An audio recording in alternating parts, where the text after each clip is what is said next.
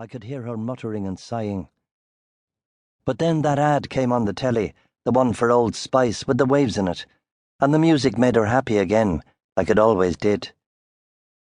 Next I knew, she was sitting in her chair smiling and taking a cup of tea from Dad. We had all kind of relaxed a bit.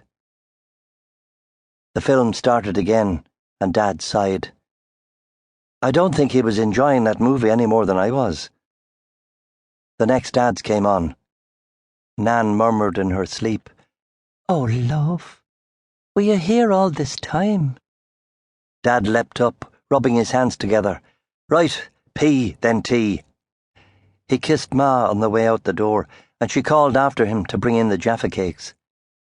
We didn't notice him backing into the room until he got to the end of the sofa and grabbed Ma's shoulder. She swatted him in annoyance, thinking he was messing. Then she saw his face, and her expression went all flat and ready for anything. "What's wrong?" she said. "Get Mam out into the front garden, Olive. Just take her out as calm as you can. Don't come back in. I'm going upstairs for Dee." They looked at each other, and my Ma's eyes got enormous. "Dave," she whispered, "is that smoke?" Dom leapt up from where he was lying. He had been drawing his comic book and was still clutching a purple marker. There were purple smudges all over his fingers, and his face was covered in purple fingerprints where he'd had his chin resting in his hand. I began to stand up. Our front room never seemed so small as when the three Finnerty men all stood up together. I wanted to ask, "What's wrong?" As usual, Dom did it for me. "Dad," he said, "is something—" "Listen," said Dad, "just listen. Dom, help take Nan outside. Keep her calm and act like nothing's wrong." He turned to me. "Pat, I'm going upstairs. Once everyone's outside, don't let them come back in this house. Do you hear me? I don't care what happens." I nodded. Dad went into the hall, glanced towards the kitchen, and motioned us to the front door. Ma was waking Nan, a slow process at the best of times. "Come on, Cheryl, love. Get up, me old darling. Up you get now." "Where are we going?" asked Nan, her quavery old voice fuddled with more than just sleep.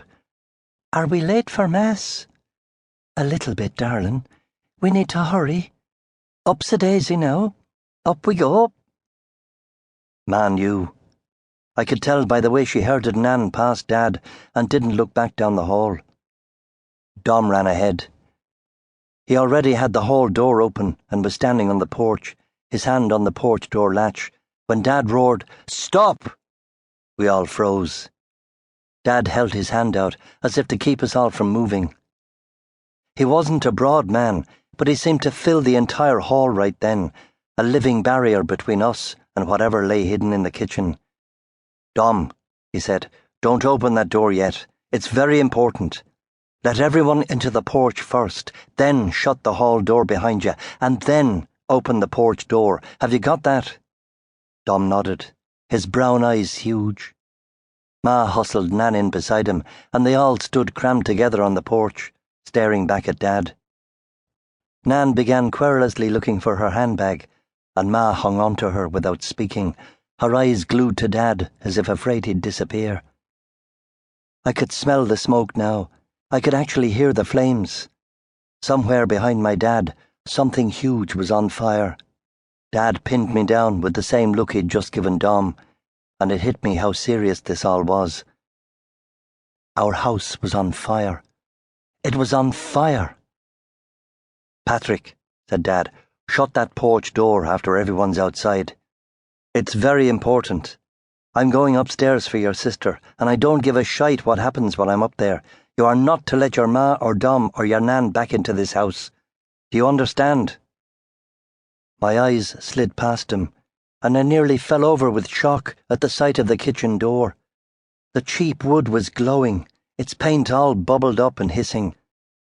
Black fingers of smoke were twisting through the gaps of the door jamb, reaching for the ceiling and spreading up the walls. I opened my mouth to yell, but before I could make a sound, Dad had shoved me onto the overcrowded porch and